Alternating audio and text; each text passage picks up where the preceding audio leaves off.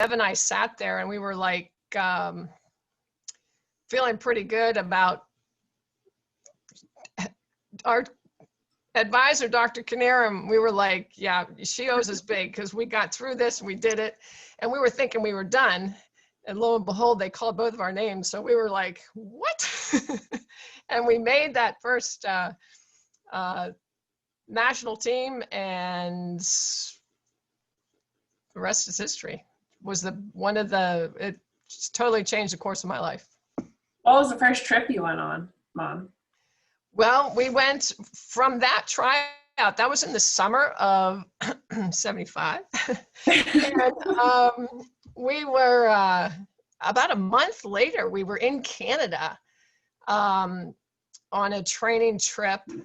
And we walked into the gym and actually saw handball for the first time, like real handball.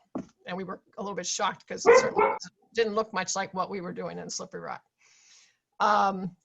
And then from there, we went to Europe. We went to, I believe it was like Romania, Bulgaria, and the Soviet Union for the World Championship. So we were kind of thrown right into it. Wow, and we did not. We won a game. We did not finish last. We finished 15 out of 16. We beat Tunisia. So yeah.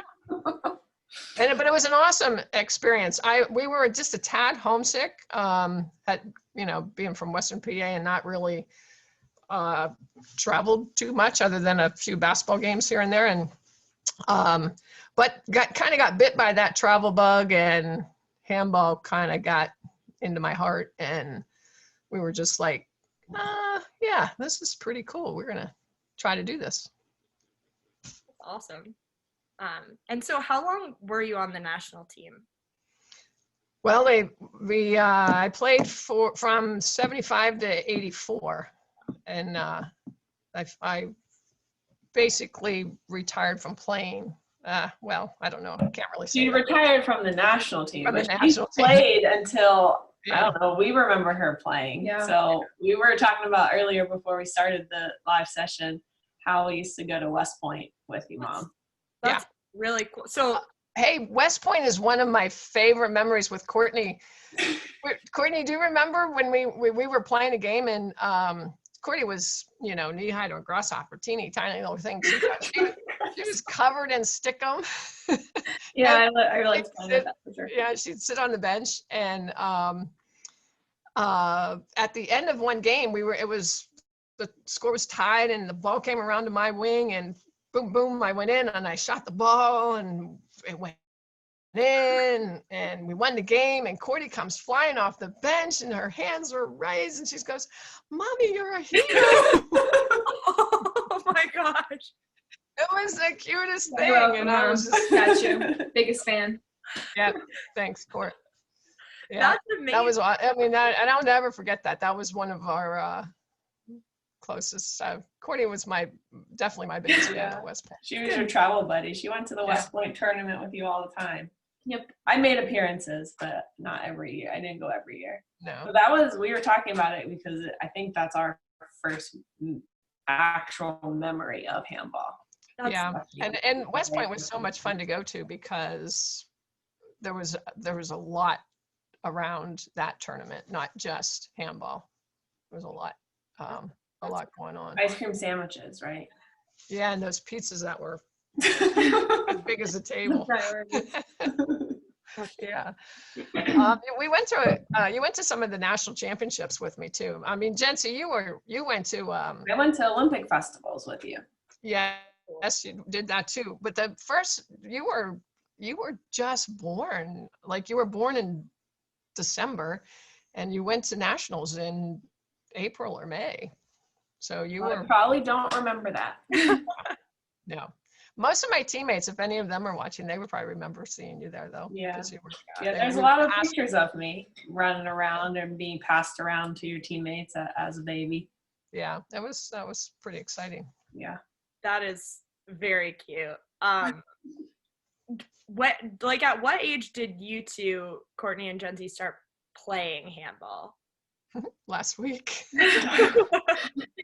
Well, no, you played when you were younger. I played like one time when I was like 10, maybe. 10 I or don't know. 11, 'Cause, yeah. like I never Yeah. really played, but we went to one tournament when I played. In Atlanta, Yeah, right? in Atlanta, like a long time ago. Yeah. But then I started playing again when I was 27. Yeah. Oh, wow. Yeah, so just started recently. playing at 25.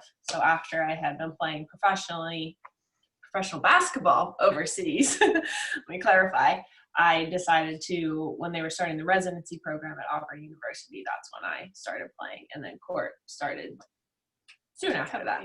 Gotcha. Yeah. So, what was the transition from basketball like for you guys to handball?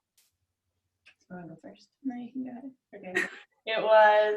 It's tough. I mean, switching from one sport to another as an adult, I say an adult, and it's a relative term, of course, but it is difficult. I mean, I've spent years and years perfecting my craft as a basketball player, and then switching over into another sport at a high level is a difficult thing to do. It's a very humbling experience, one, because you're used to being good at something. You're used to playing in college and professionally, and being able to just not think about the skills that you take for granted, that you work so hard to build up, to having to all of a sudden start to think about these new skills and think about developing these skills. And it is a tough transition, but there are things that transfer over.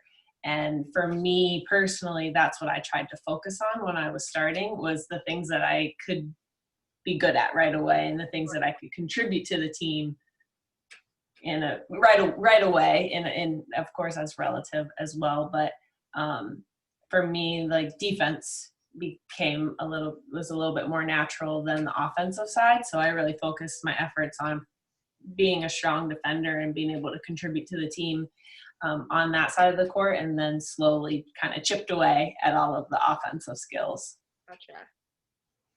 Court, before you go, can I interject something here? Sure, Mom. Thanks, Court. My tryout in Slippery Rock, one of the big takeaways from that was I met my dear teammate and friend, Rita Clanton, who was integral. Say that word for me. What about vocab lesson? Integral. Say it real fast. In Jence and her whole handball history. So talk about a story that goes full circle.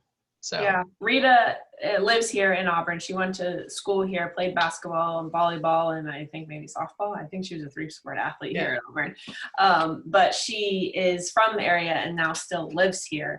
So she was much a part of the development of the residency program, but also my personal development as a handball athlete, because she was very helpful in place this mama's mind at ease and heart at ease, knowing that she was in Rita's capable and good hands. Definitely.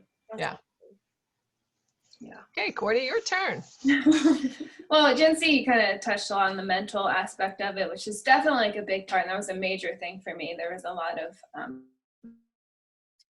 breakdowns and frustration, crying sessions in locker rooms and stuff, just being frustrated because, like Jence said, coming from a sport that you've like played my entire life, to try and to transition into something that is different and then not that great at first, trying to figure out things, steps, arm speed, throwing, all that fun stuff. And the added element for me was the physical nature of it. I was coming from having worked for graduating college and getting a job and working a full-time job for I don't know how many years, like 5 years, and then trying to transition my brain from like the working world into like being an athlete again. And it was very difficult, just from like a training element, like working out again, practicing, like doing all those things was kind of like transitioning back into like that college mode when I played college basketball. But that was another added element on that mental state, but also just like the physical nature of it as well was difficult. Yeah, which I think several of the athletes that play now experience something like that, because they either either you jump into handball right from school or right from still playing like I did. So I was lucky to not have to experience that kick into athlete mode again. But there are several athletes that are on both the, at least for the women, on the beach side and the indoor side that have experienced very similar things that I think we've experienced. Very cool. Yeah, that's interesting. I didn't know that you had taken a few years away, Kourtney. I assumed you went straight from undergrad. No, I did not. So obviously you guys have kind of touched on this with Rita and also with your memories at West Point and things like that, but how did your mom's handball career kind of play into your decision to pursue handball? A lot. I mean, it was one of the major deciding factors. I mean, we grew up with the culture of having an Olympian in your house, and she ran the torch in the 96 Olympics. She always came to our school to show the torch, to present on Olympic Day, and having that experience of her sharing her story and her experience with us as children, I think was resurfaced when I was given the opportunity to choose to take a chance at this and have an opportunity to play on the national team. Because, I mean, as you may have guessed, my mom she's my role model. I'm assuming she is also Kourt's as well, or at least one of them. So she's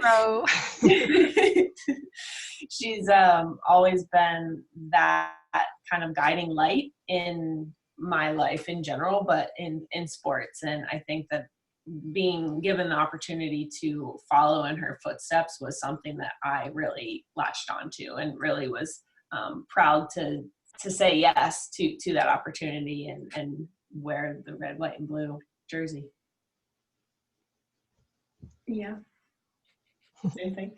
Well, I was going to say, actually, for me, it's interesting, like, listening to Jence talk. I think it's kind of like, I don't know, like that train effect or something, because my influence comes from her more so than my mom. So it's interesting listening to her, like, I've obviously talked about that, hearing her say that, it's like, well, how she feels about mom is how I feel about her, and kind of like my influence of deciding to play, and like the mentor that she's been for me through this whole process. Because like I said, it has been very frustrating, and it's nice having your sister that you can be completely open with and like voice and talk about those different things. So yeah, I would say, sorry mom, but I would say more of my influence coming from handball comes from Jence, but through mom. So that's very interesting, kind of triangle back there. Yeah, definitely.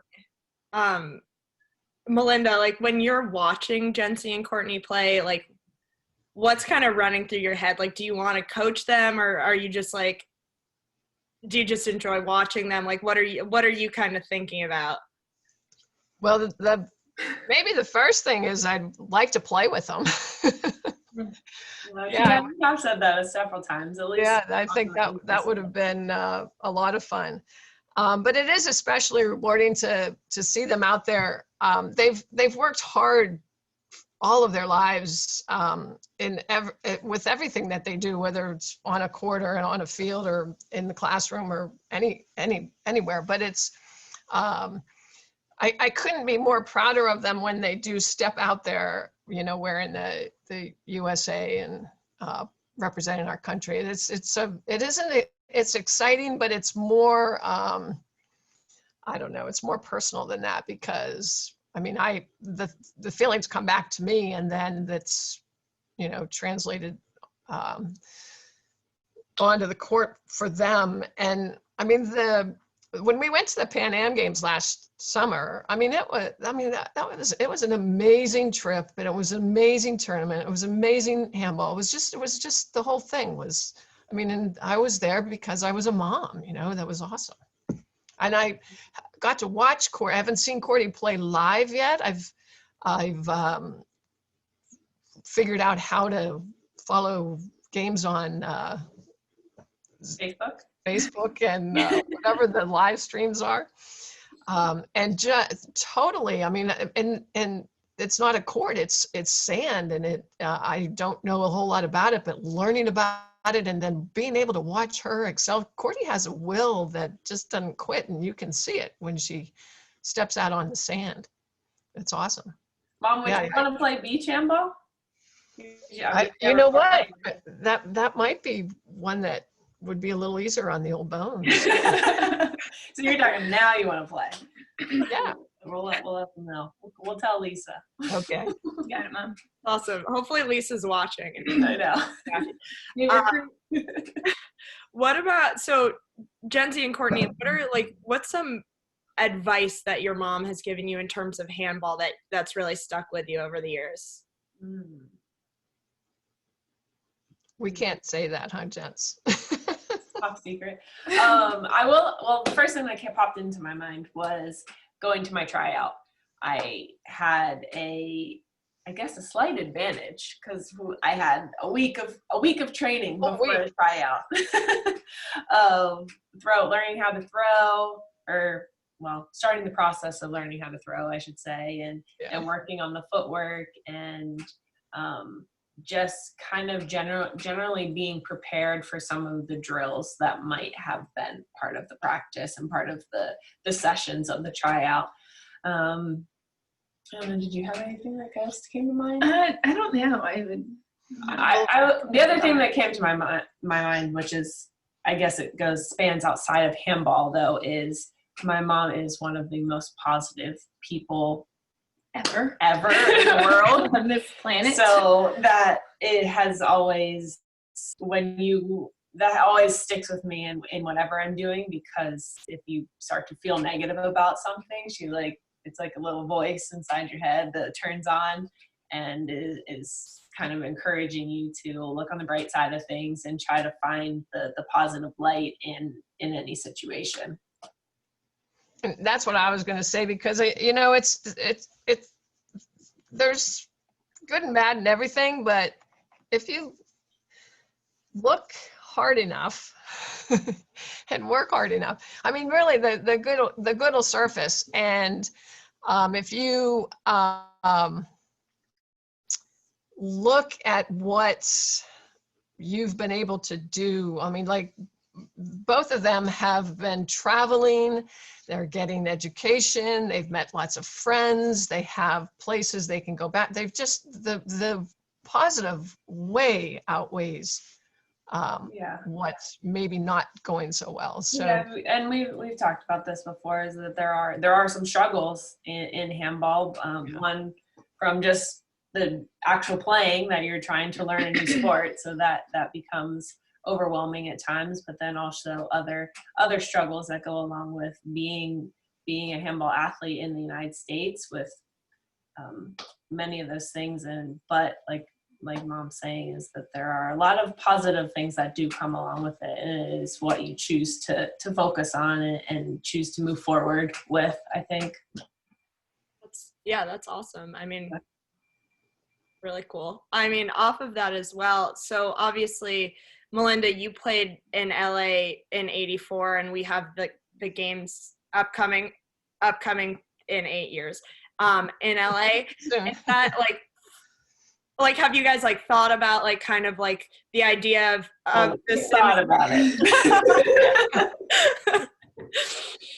I kind of thought about it. We were really hoping for 2024. Yeah. Felt like that one was we can make it, but we've thought about 2028. I mean, we are still inside a window of being able to play, but of course, like you said, 8 years is a long time down the road, and a lot of things can change from now until then. But it would be a very cool story and a very cool experience for us to be a part of that games in the same place that Mom and her team competed. Definitely. We'll see. That's really cool. I mean, it's so, I'm sure it's something, dinner conversations or whatever. Oh, yeah, totally. Yeah, I mean, just the possibility of it is thrilling just to think about. But with the way things are now for athletes, it's gotten a little bit easier.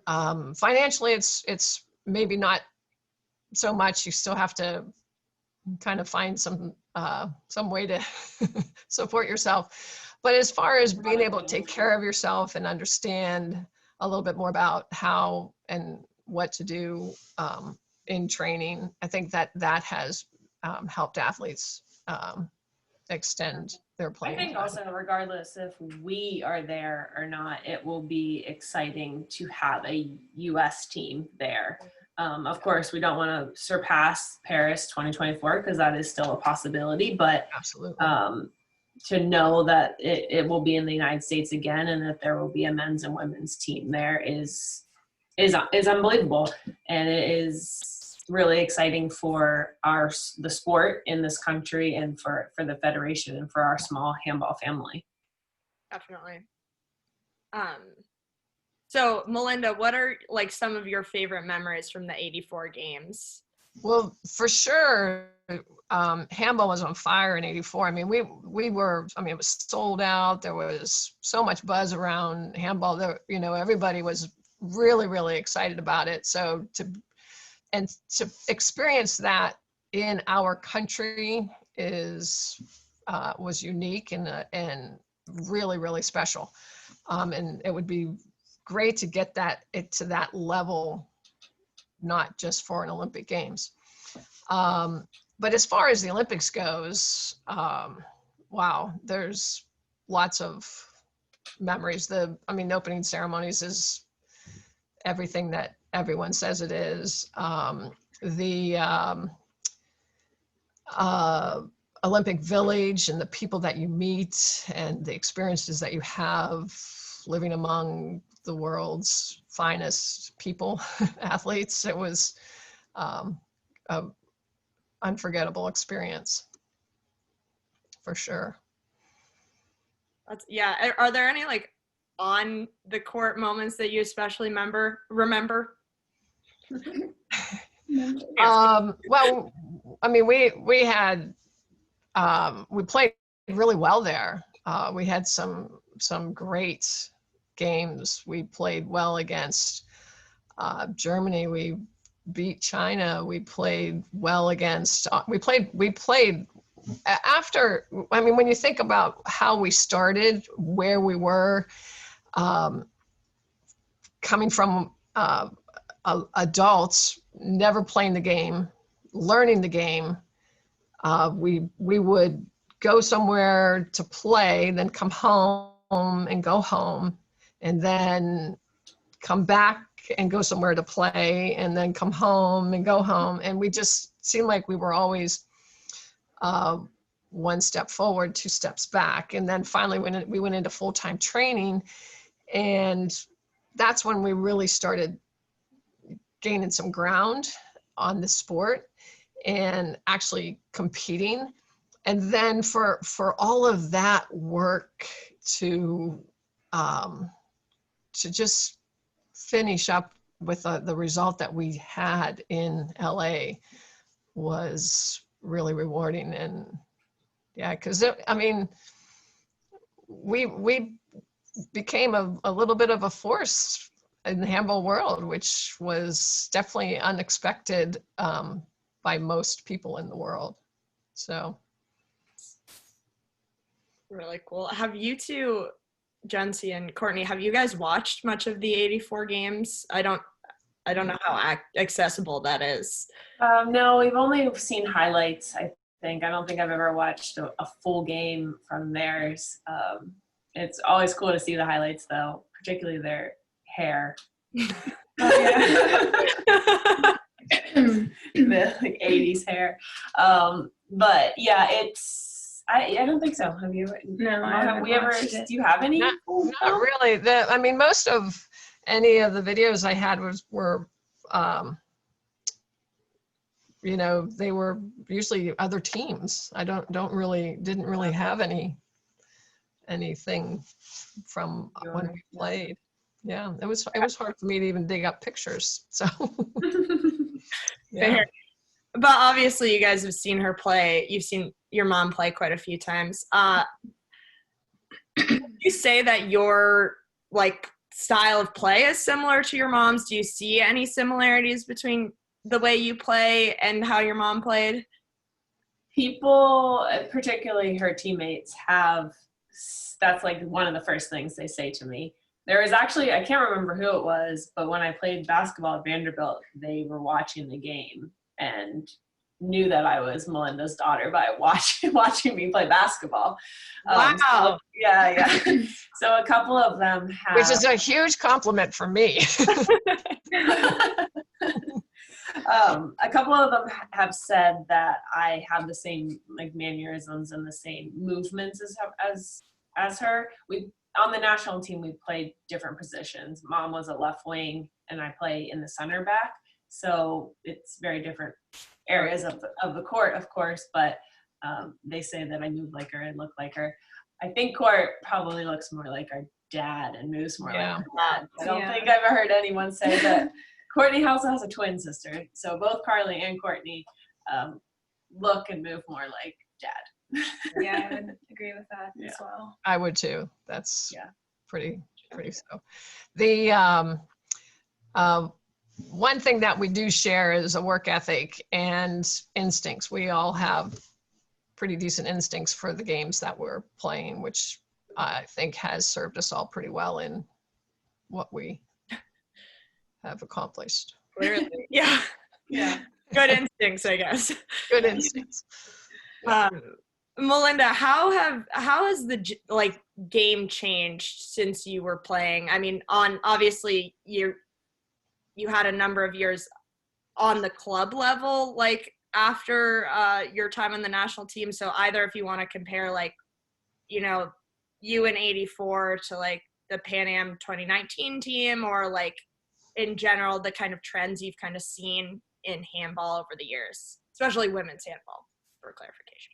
Well, probably the biggest difference is the pace of the game. It's quite a bit faster. I mean, there's some rule changes that have made it faster, but just the depth of the skill level and the rule changes have just that pace. It's blistering compared to how we played. But really the game hasn't changed. One of our strengths as a team was how athletic we were. We just didn't have a lot of handball experience, and that can be said again today, because there's a lot of athleticism and a lot of lack of experience. So we have to kind of get those two together so that it, because there's certainly no reason we can't rise to the top. Definitely. This is kind of a random transition, but just, you know, seeing that we're doing this all in separate places. Luckily, Jence and Kourtney are together, but just thinking about the pandemic, how do you think, Kourtney and Jence, how do you think the pandemic has kind of played into your training and your overall ability to be an elite athlete? Yeah, that's a really good question. Do you want to start?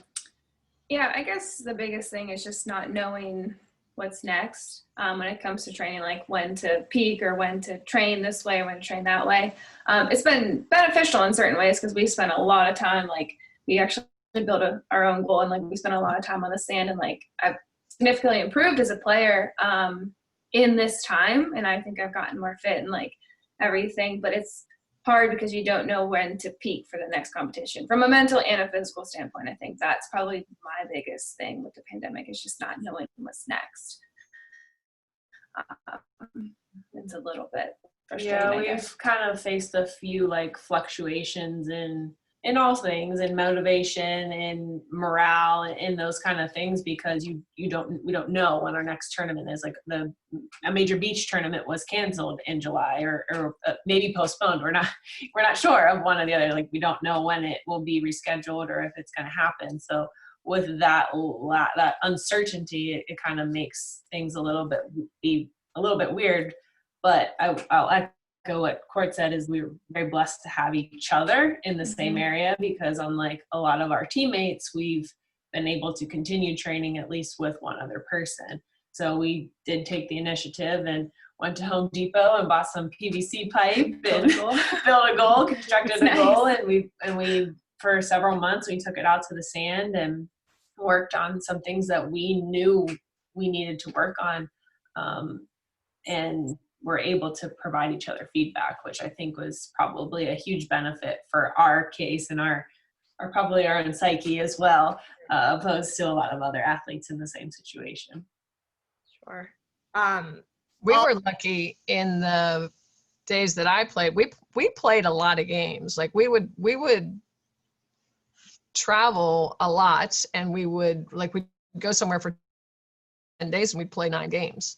So we'd practice every day too, but we played a lot. And it really, especially as young players and new players, you really need to play. You can train and train and train, but you really do need to play. Yeah. So, and that's been frustrating, of course, we're not allowed to travel or go anywhere, and for a while you weren't allowed to be in big groups of people. So playing was definitely out of the question. So you do have to strap on your.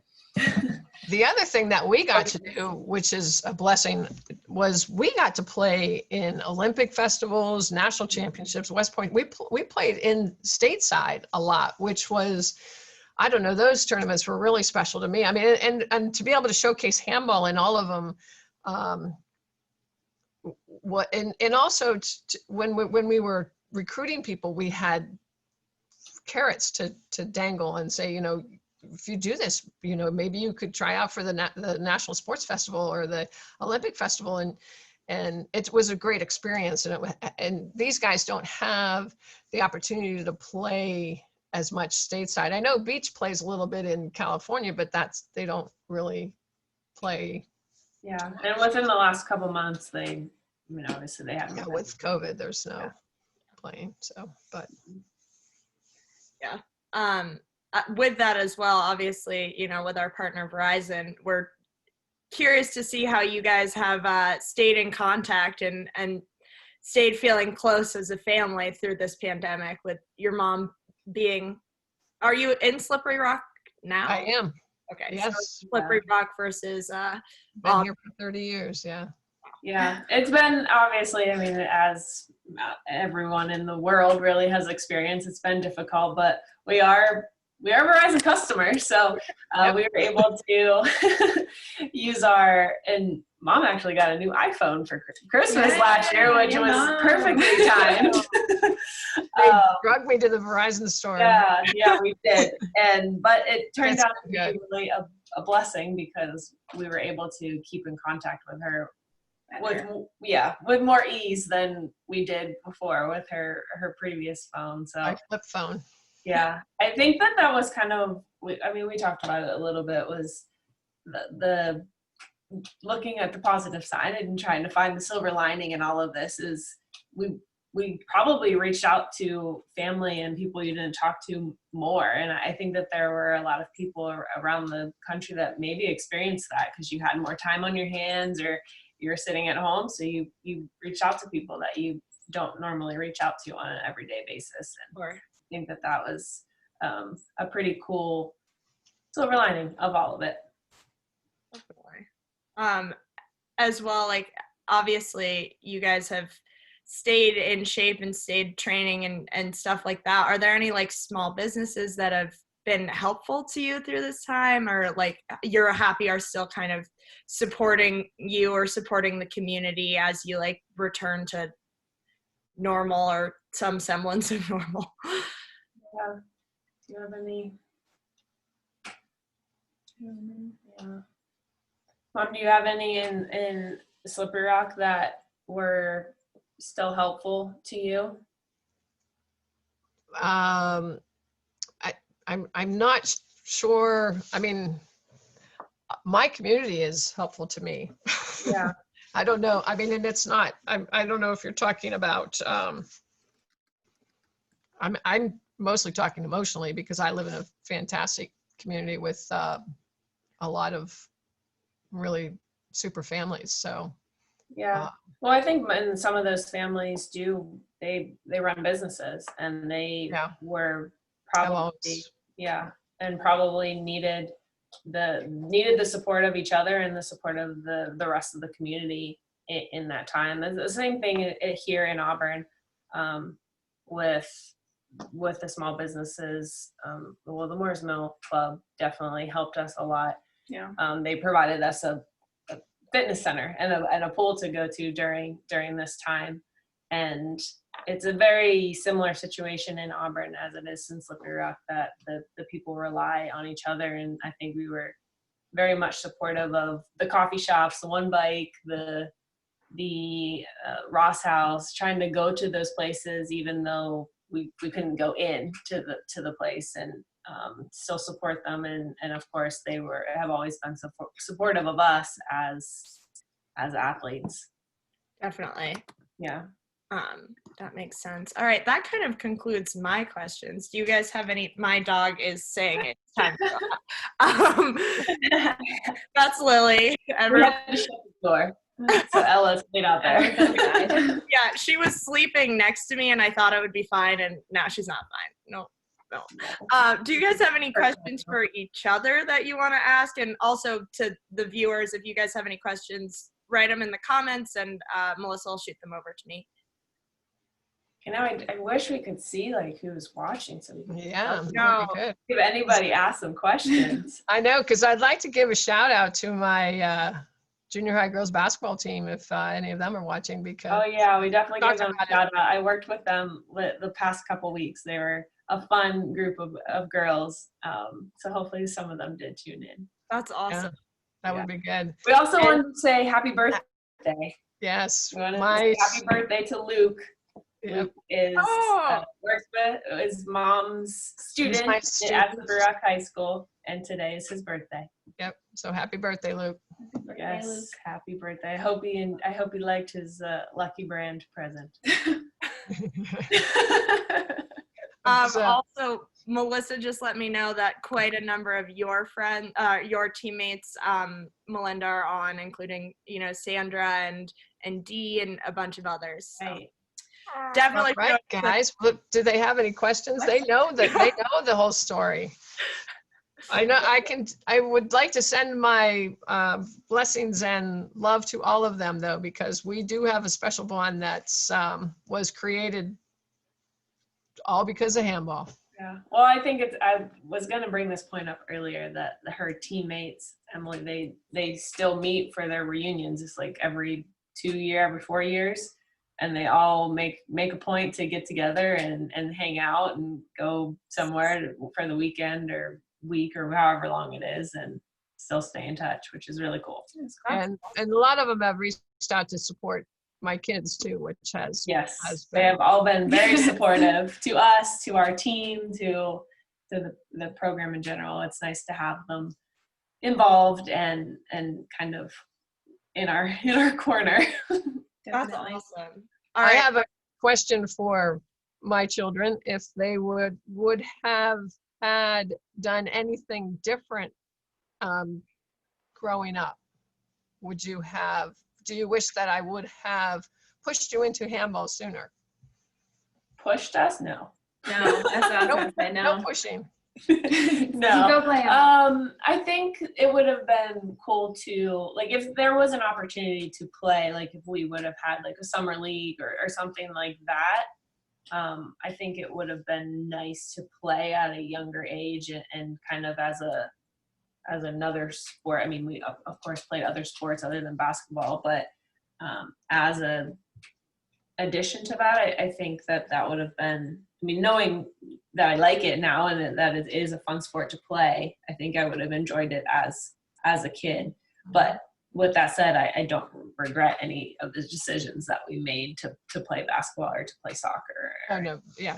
Both basketball and soccer have been very, very, very good to us. Yeah. But I just wondered if it would have, I mean, I could have, I mean, it would have been very helpful now. Yeah. We'll clarify that. Dropped you off in France and let you. No, I don't think that would have been. I don't wish that would have happened. No.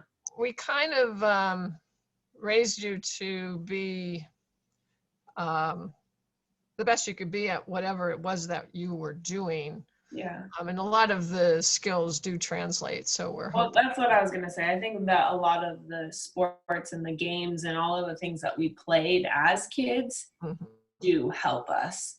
now, because I think it is very much transferring over, like being a multi-sport athlete helps you in that transfer of skills and being able to kind of pull from different sports opposed to just one single sport transferring. Sure. And we actually have a question from Emma Galata. Emma! She asked, how did SRHS basketball prepare you for success with handball? And Good question. That is a great. go Rock. Go Rock. She is in she's all of our friends, our family friend, but she was a teammate of ours in my grade, and SRHS was definitely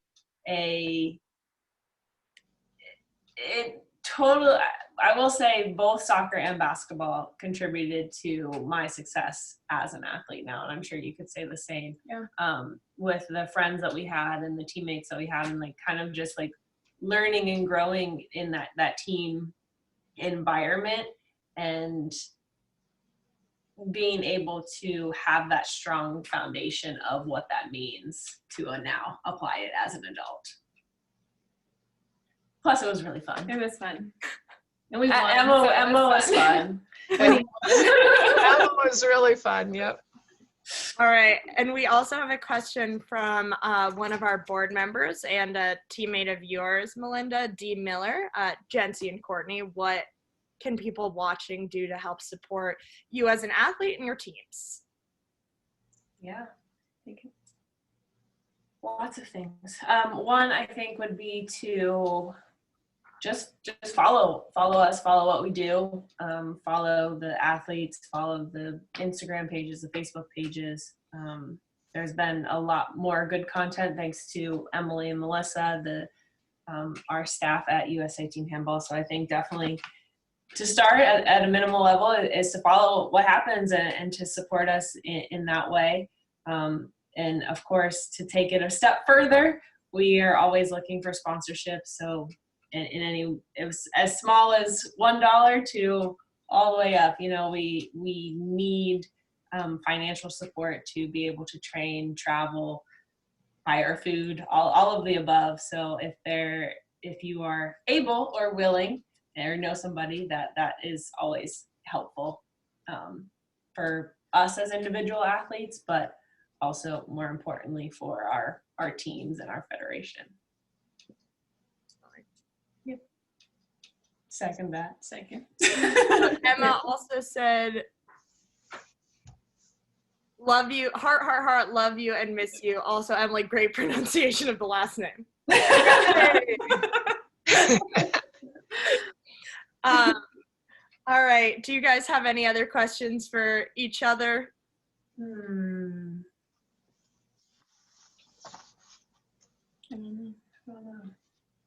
All right.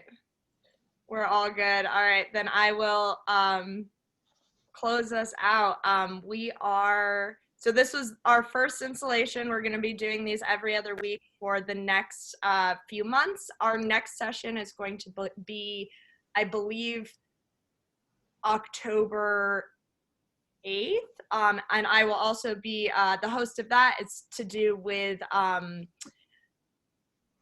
coaching and youth development. So tune into that. We've got some USOPC people and Mark Ortega and Craig wrote on that call. So a lot to look forward to.